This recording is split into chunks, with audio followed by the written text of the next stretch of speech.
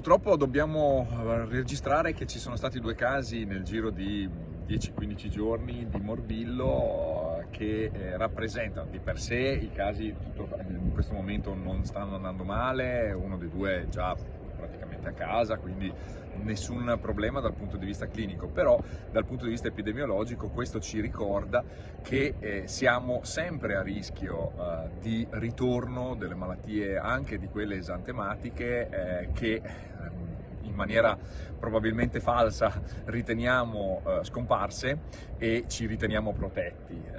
Sono stati 2 i casi di morbillo a far scattare l'allarme in quel di Pordenone, con 2 persone adulte sotto i 40 anni che hanno contratto il virus e sono stati portati sotto isolamento per contenere il rischio contagio nell'ospedale di Udine. I 2 casi, di cui uno riguardante una donna residente in Lombardia ma iscritta all'anagrafe della provincia di Pordenone, sono separati e non presentano alcun collegamento.